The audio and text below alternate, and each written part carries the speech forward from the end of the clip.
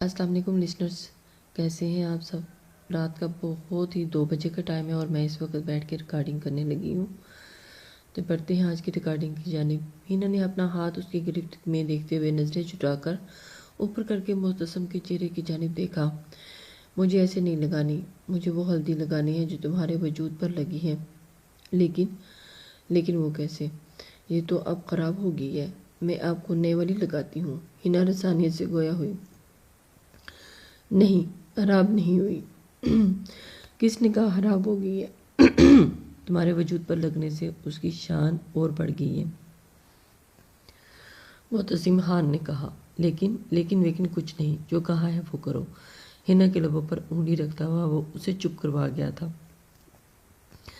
ہینا نے ہار مانتے اپنے گال پر ہاتھ پھیرتے معتصم کے گال کی جانب بڑھایا تو معتصم نے چہرہ اس کے ہاتھ کی پہنچ سے دور کر دیا تھا۔ مجھے ایسے نہیں، ایسے لگاؤ۔ تمہیں نہیں سمجھ آ رہی کہ میں کیسے چاہ رہا ہوں؟ ہینا نے اس کی حرکت پر آنکھیں بڑی کر کے حیرانگی سے اس کی جانب دیکھا۔ ایسے نہیں یار، تو ذرا رومانٹک نہیں۔ کوئی اپنے شوہر کو ایسے ہلدی لگاتا ہے؟ یہ دیکھو، ایسے لگاتے ہیں۔ تو کیسے ہلدی لگاتا ہے؟ ہلدی ہاتھوں سے ہی تو لگائی جاتی ہے۔ نہیں، شوہر کو خاص طریقے سے ہلدی لگائی جاتی ہے۔ کس نے کہا ہلدی ہاتھوں سے بس لگائی جاتی ہے؟ میں تمہیں بتاتا ہوں کہ ہلدی کیسے لگائی جاتی ہے۔ معتصم اسے کمر سے جھٹکتا ہوا اپنے نزدیک کرتا ہوا اپنا چہرہ اس کے مقابل آیا اور اس کے بائیں گال پر اپنا بایاں گال رگڑتا آہستہ سے رب کرنے لگا۔ لیکن ہینا اس کی داڑھی کی جبن پر زور سے اپنی آنکھیں میچ کر رہ گئی تھی اور دھڑکنیں معمول سے زیادہ ہوئی تھی۔ وہ تو حیران تھی کہ یہ پاگل شخص کیا کر رہا ہے۔ اسے اس کی ادائیں حرکتیں بہت عجیب لگ رہی تھی۔ ہاں، اگر اسے محبت کرتی تو یہ سارا کچھ اس کو ایک خواب لگتا۔ آہستہ آہستہ رب کرتا پیچھے ہوا اور ہینا کی بند آنکھوں کو دیکھتا۔ اس کی گال پر اپنا دایاں گال رکھ گیا تھا اور گال کو گال کے ساتھ رب کرنے لگا، جس سے ہینا کے گالوں پر لگی ہلدی معتصم کے گال سے لگنے لگی۔ ہینا کی سانسیں تیز ہونے لگی۔ وہ اپنی سانسوں کی روش کو بحال رکھنے کے لیے بہت نارمل بیہیو کر رہی تھی، بٹ اس سے یہ سب کچھ نہ ہو سکا کیونکہ معتصم اس کی سانسوں کو اتھل پتھل کرنے کی کوشش کر رہا تھا۔ ایسے لگاتے ہیں ہلدی کچھ دیر کے بعد اس سے دور ہوا اور وہ اس کے آدھ کھلے لبوں سے اندر باہر ہوتی سانسوں کو اپنے چہرے پر محسوس کیے۔ وہ کہتا اس کے نچلے لب کو اپنے لبوں میں دباتا، شدت بھری گستاخی کرتا، دانت گاڑتا پیچھے ہوا تھا۔ بس ایک دن اور اس کے بعد تم پوری کی پوری طرح سے میری دسترس میں ہوگی۔ ہینا کو اپنی گرفت سے آزاد کرتا اس سے 2 قدم دوری بنا کر کھڑا ہوا اور ہینا کی بکھری لٹوں کو کانوں کے پیچھے اڑیستا ہوا اسے دیکھنے کی کوشش کر رہا تھا۔ بکھری حالت کو دیکھتا اس کی گالوں پر مٹھیوں پر میٹھے ہلدی کے نشان دیکھتا ہوا مسکرا گیا۔ اب چپ چاپ کر مہندی کی رسم میں شامل ہو جانا اور اپنے ہاتھوں اور پاؤں پر دلہن کی طرح بھر بھر کے مہندی لگوانا، ورنہ دوسری صورت میں خود سارے کام انجام دوں گا۔ وہ اسے دھمکی سی دیتا ہوا آخری بار آگے بڑھتا اس کے لبوں کو شدت سے چومتا ہوا وہاں سے نکلتا چلا گیا، جبکہ ہینا بت بنی کھڑی منہ موڑ کر اسے جاتا ہوا دیکھ رہی تھی۔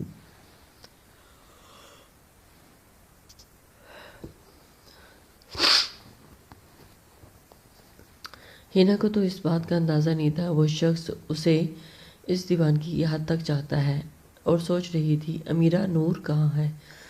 امیرہ کچن میں کھڑی اپنی اور ہینا کے لیے کھانا ٹرے میں سرو کر رہی تھی کہ صفدر اس کے نزدیک آیا گویا ہوا تو امیرہ جس کی اس طرف پشت تھی اس نے گھوم کر آنکھیں چھوٹی کر کے اس کی جانب دیکھا تھا۔ کیوں؟ کیا بات ہے؟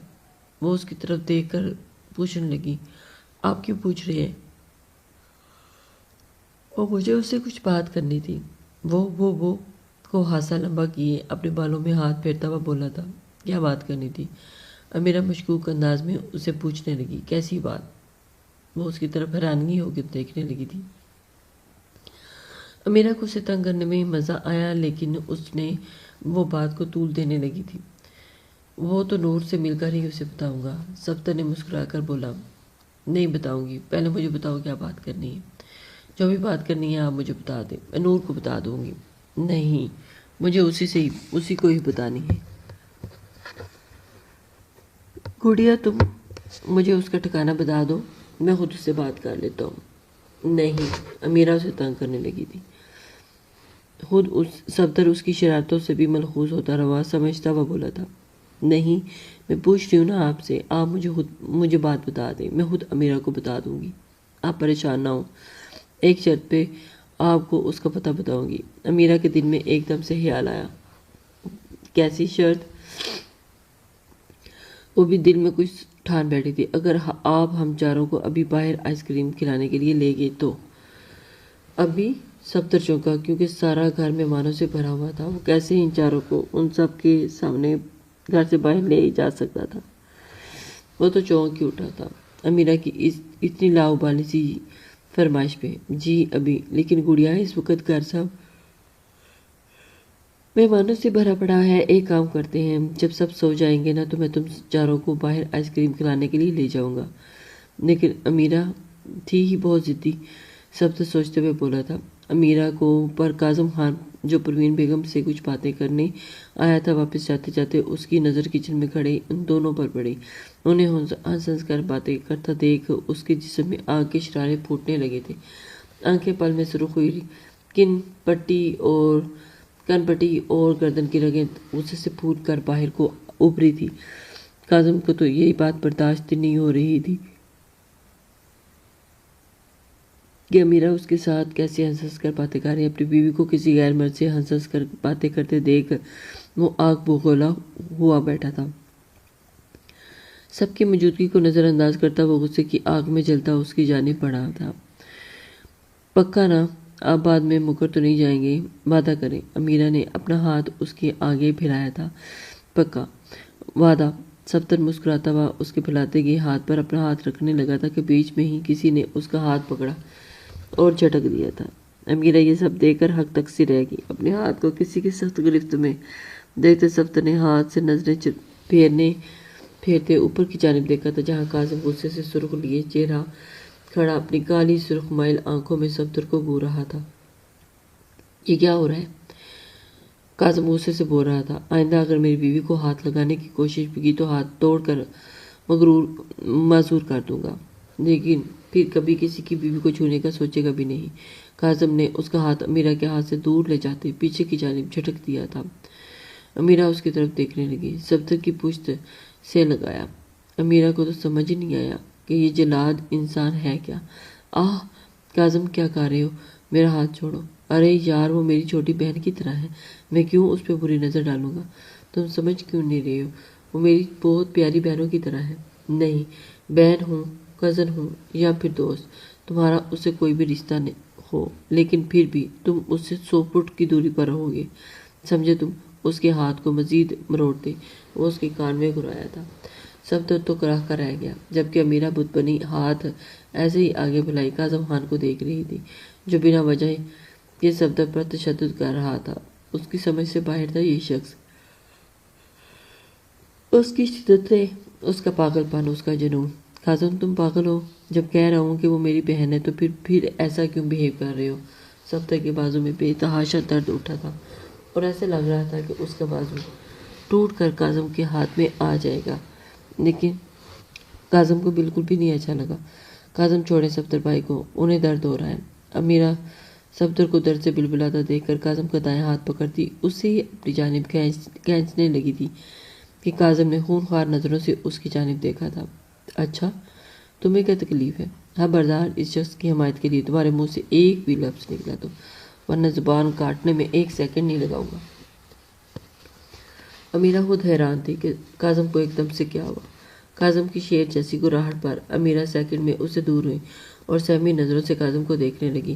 اس کا یہ جلالی روپ اس نے زندگی میں پہلی بار دیکھا تھا۔ اسے سمجھ نہیں آ رہی تھی، اگر تم دوبارہ میری بیوی کے ارد گرد بھی نظر آئے تو اسی وقت تمہاری گردن تمہارے سر سے جدا کر دوں گا۔ کاظم نے اس کا بازو چھوڑتے اسے آگے کی جانب جھٹکا کہ صفدر گرتے گرتے بجا کہ امیرہ نے بمشکل اپنے منہ کے آگے ہاتھ رکھ کر اپنی چیخ لبوں میں ہی دبائی تھی۔ امیرہ تو حیران تھی اس وقت کاظم کے جنونی پان سے۔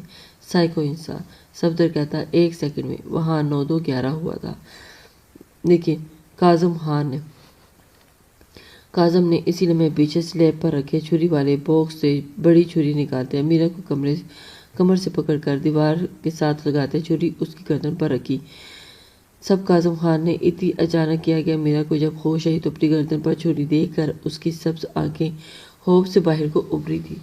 امیرہ کو تو سمجھنے کے لیے بھی 1 سیکنڈ نہیں لگا تھا وہ ابھی اپنے ہوش میں ہی کہاں تھی۔ اس نے اپنی سبز آنکھیں پھاڑتے ہوئے شاہراہ پر رکھی اور چھری کو دیکھا۔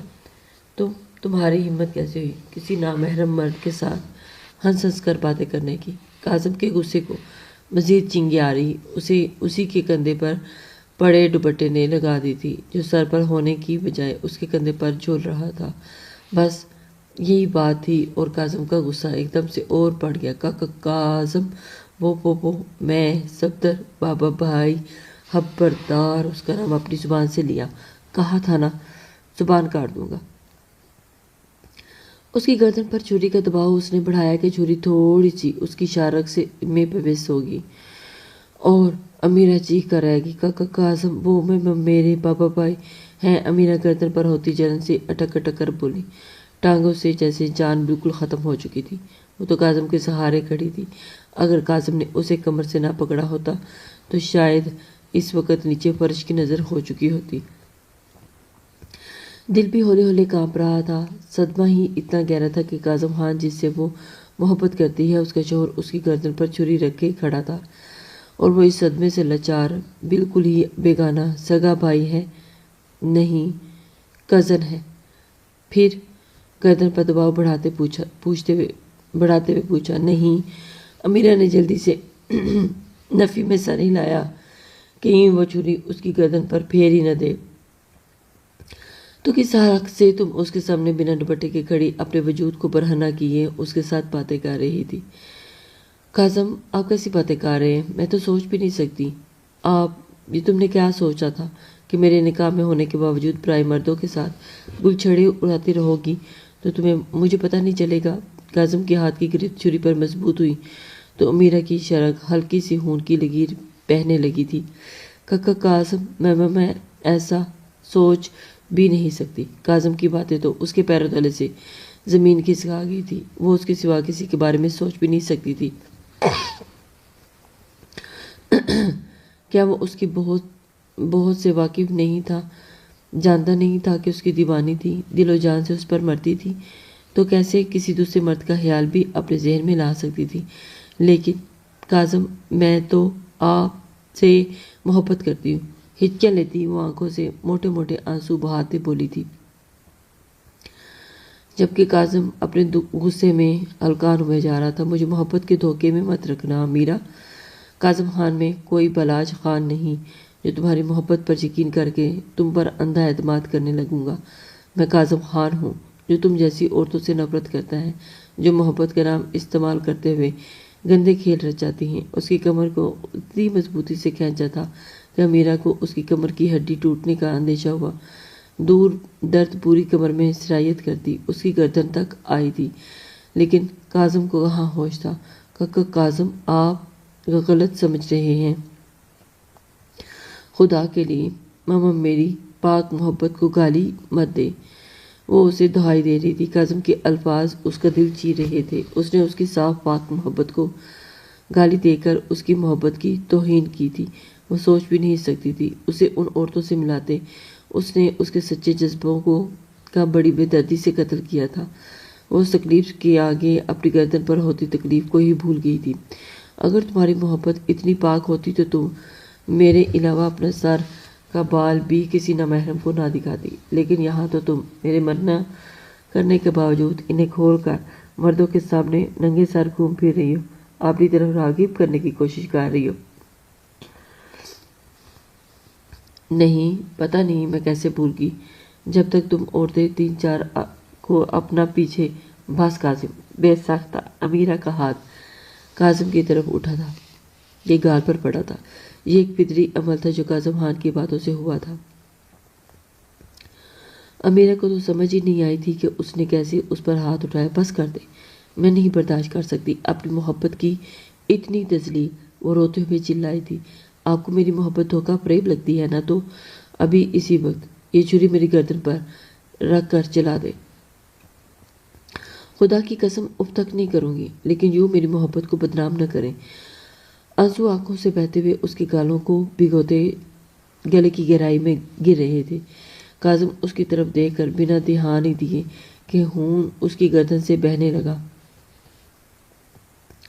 جبکہ کاظم خان جو غصے سے پاگل ہوا اپنی تمام حدیں پھلانگ گیا تھا، کچھ سیکنڈ کے لیے ساکت ہوا اور اس کے کپ کپاتے لبوں کو دیکھتا اس کی سبز نم آنکھوں میں جھانکنے لگا، جہاں اسے کہیں بھی کوئی دھوکہ فریب نظر نہ آیا۔ وہ تو اس کی محبت میں اس کا انگ انگ ڈوبا ہوا تھا، وہ کیسے کسی دوسری مرد کے ساتھ اس طرح کھلواڑ کر سکتی ہے؟ لیکن کاظم، میں نہیں جانتا تمہاری محبت ہے سچی ہے یا ایک فریب، لیکن امیرہ، کاظم خان، جس دن مجھے پتہ چلا کہ تم نے میرے نکاح میں ہوتے ہوئے کسی غیر مرد سے تعلق بنائے ہیں، تو وہ دن تمہارا اس زمین پر آخری دن ہوگا، اور میں تمہیں ایک پل بھی نہیں دوں گا سوچنے کے لیے۔ خدا کی قسم کوئی بھی تمہیں میرے قہر سے بچانے والا نہیں ہوگا، کاظم خان کہتا، اس کے گلابی نرم و ملائم ہونٹوں کو بڑی بے دردی سے کچلتا، چھری کو زور سے اس کے چہرے پر بس 1 انچ دوری زور سے دیوار پہ ماری کہ امیرہ خوف سے ہی کام کر رہ گئی تھی اور آنکھیں میچ گئی، اور چھری دیوار سے لگتی ہوئی نیچے فرش پر جا گری تھی۔ امیرہ تو اس شخص کی دیوانگی کی سمجھ نہیں آ رہی تھی۔ کاظم خان غصے سے آگ بگولا ہوتا اسے ایسے ہی چھوڑتا وہاں سے نکلتا چلا گیا، اور اس کے جانے کے کچھ دیر کے بعد امیرہ نے آنکھیں کھولیں اور خالی کچن کو دیکھ کر ایک بار پھر آنسو اس کی آنکھوں سے متواتر بہنے لگے تھے۔ امیرہ سوچ بھی نہیں سکتی کہ جس شخص کے ساتھ وہ محبت کیے بیٹھی ہے وہ شخص اس قدر اس سے نفرت کرنے والا ہے۔ وہ تو اس کی محبت کی پجاری ہے، اسے تو اس سے 2 بوند محبت چاہیے، بلکہ وہ اسے اپنی محبت سے بدلنے کا حق رکھتی تھی۔ وہ اسے اپنی محبت سے بدل کر رکھے گی، اور وہ دن دور نہیں جب کاظم خان اس کی محبت میں ڈوب جائے گا، اس کے انگ انگ اس کے رگوں میں سرایت کرنے لگے گا۔ کاظم خان کے دل میں اپنے لیے اتنی بدگمانیاں دیکھ کر اس کا کلیجہ پھٹنے کو تھا، اس کا دم گھٹ رہا تھا۔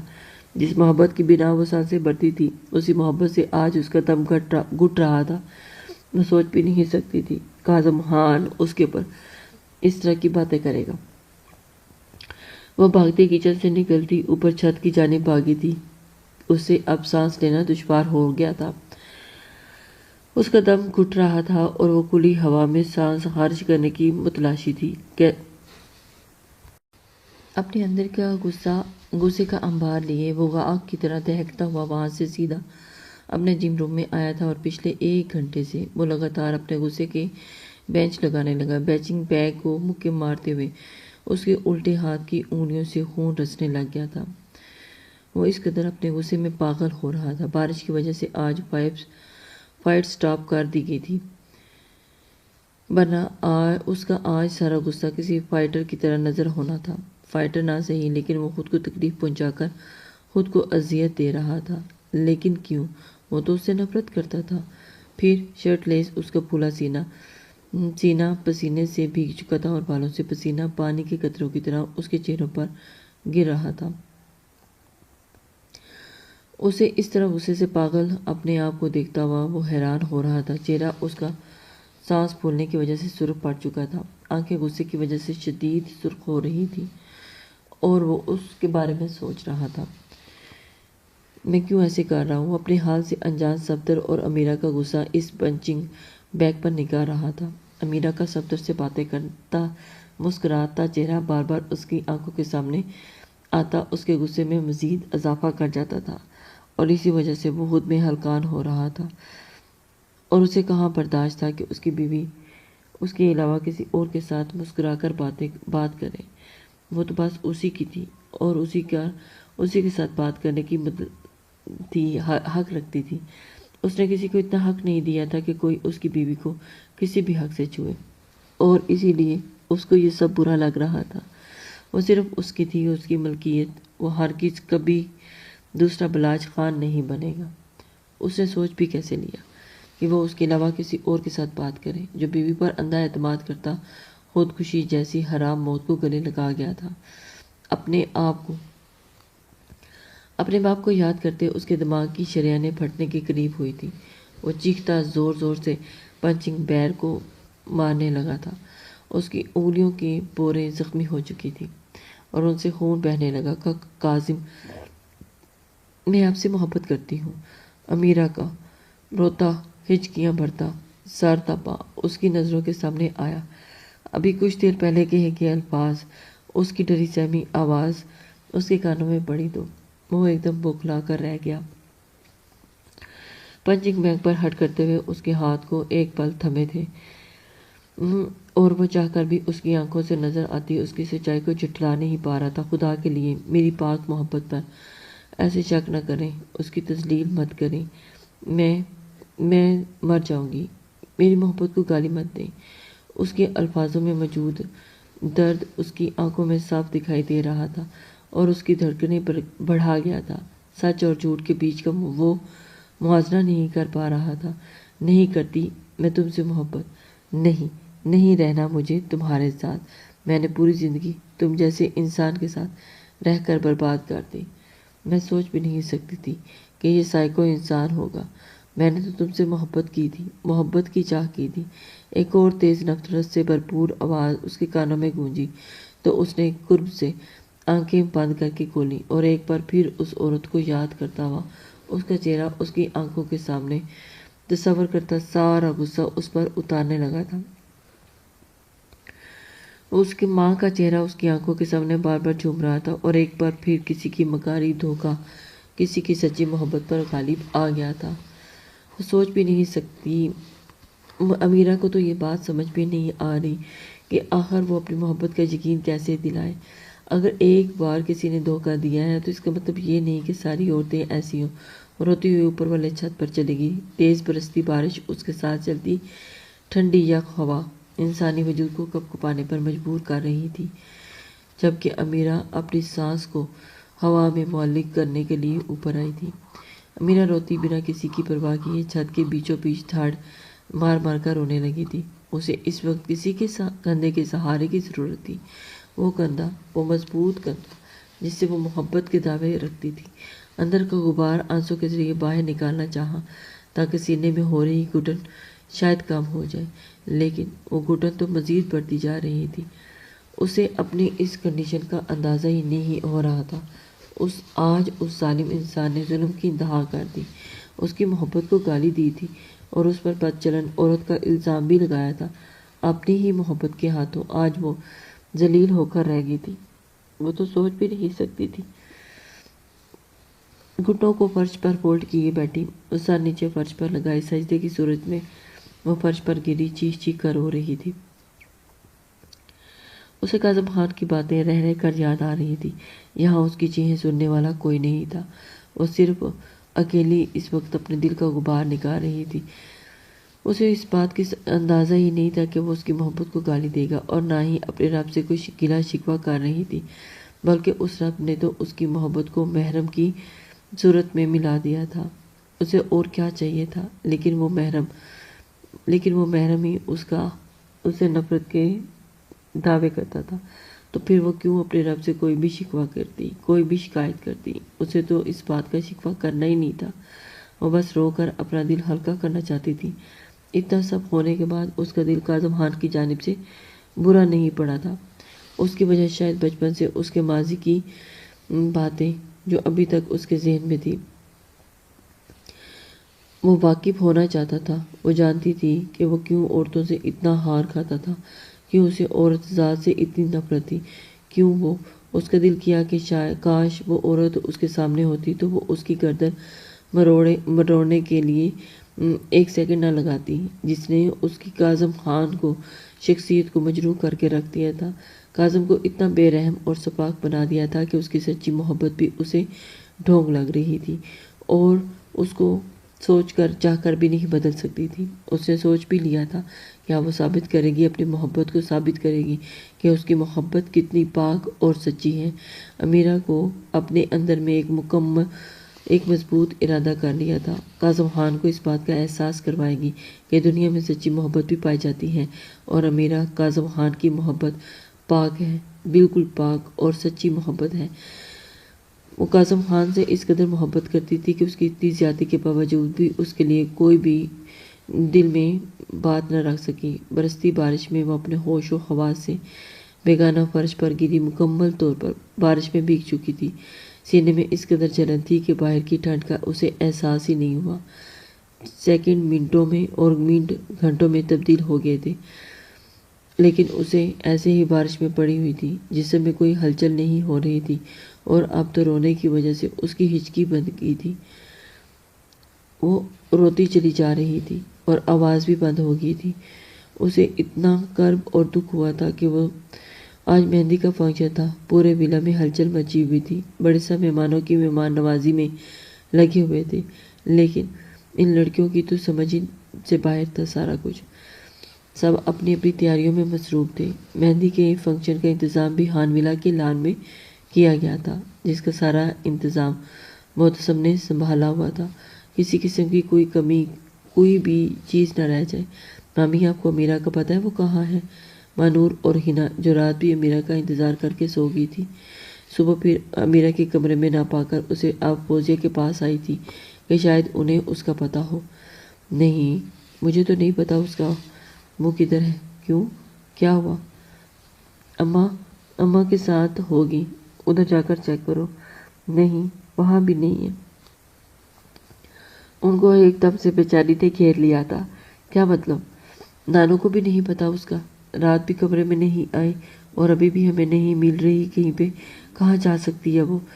ان کو پریشانی لاحق ہوئی تھی۔ مل نہیں رہی کیا مطلب؟ ادھر ہی ہوگی میری بچی، جانا کہاں ہے اس نے؟ فوزیہ بیگم ایک دم پریشان ہوتی ہوئی بولی تھی۔